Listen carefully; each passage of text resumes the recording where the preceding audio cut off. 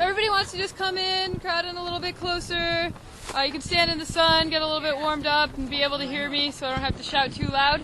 So how many of you are familiar with the Amistad story? Some of you, you've learned some about it. I didn't know too much about it before I started working on this boat, but I think it's a really incredible story and a really important story in U.S. history that doesn't get told too often. So I'm really happy to be able to be here and share the story with all you guys. Now, the story as I know it begins in 1839 in Sierra Leone, Western Africa. 500 people were illegally kidnapped from their homes and put aboard a Portuguese slave trader called the Tacora, not the Amistad. At this point, the international slave trade had actually been made illegal. It was made illegal in 1807. It was still legal to own slaves. If you were born into slavery, then tough luck, you were a slave.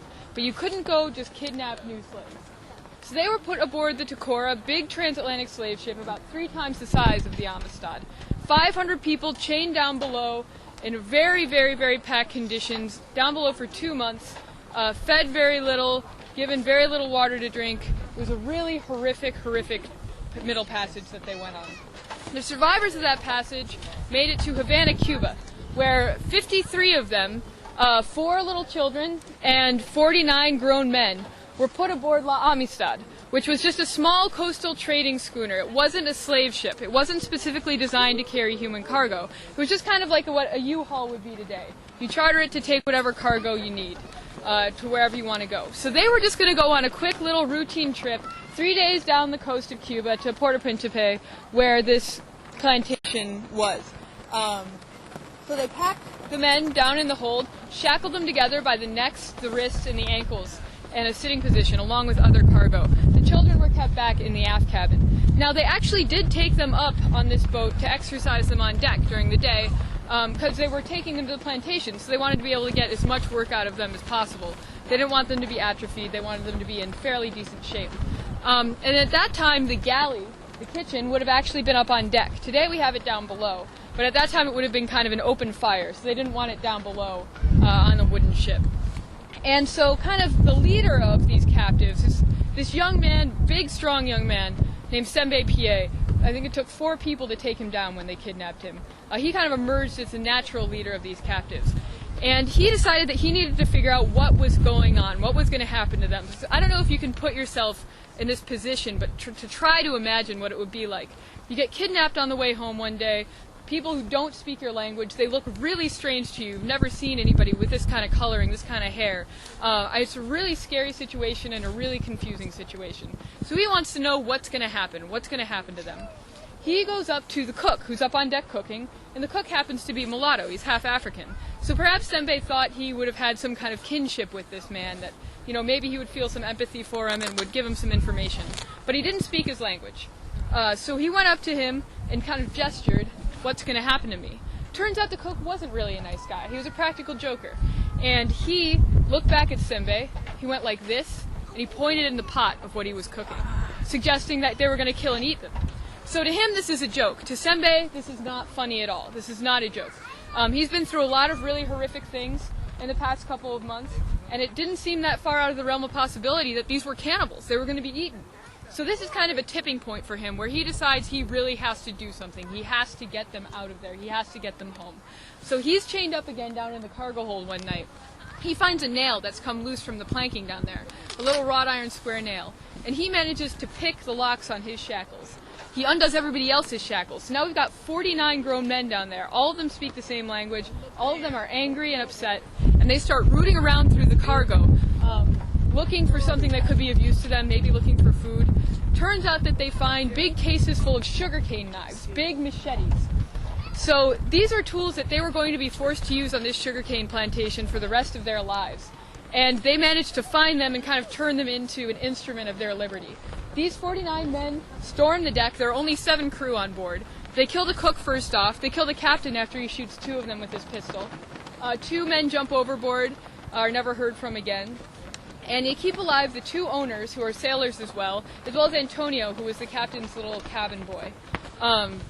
They order Montez and Ruiz to sail them home, to sail them to Africa.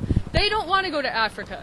they don't want to have anything to do with this. They just want to get this situation taken care of. They want to get these people thrown in jail, get thrown back into slavery, something like that. So they end up kind of, going against one another and drifting up the coast of North America, because they're caught in the Gulf Stream, a strong current that takes them up the East Coast.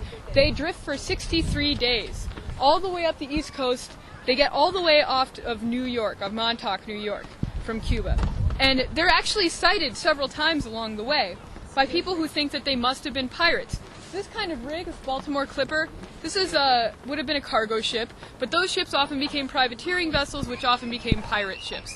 And the vessel was behaving really erratically, it was in bad shape, and when they looked on board, when they looked on deck, they only saw African faces. This is 1839, this is not normal, so they assumed they must have been pirates. These people were then captured by the U.S. Navy off of Montauk and taken into New London, Connecticut. All of the captives were thrown in jail. Excuse me. They were charged with murder and with piracy. Fortunately, some abolitionists step in and decide to take up their cause. One man named Josiah Gibbs sits down with them to try to figure out how to speak their language. He learns the Mende words, the language that they spoke, for 1 through 10 through gesturing. He goes down to New York Harbor, down to South Street Seaport, where there have been a lot of international people, and walks up and down all day shouting these words out at the top of his lungs, till finally somebody comes up to him and says, "Why are you shouting in my native language?" And so they found a Mende speaker that way. This man translated for them, and so a lot of their stories, they got brief biographies of all these people. They were all published. An artist drew really nice portraits of all of the captives, which you'll be able to see down below.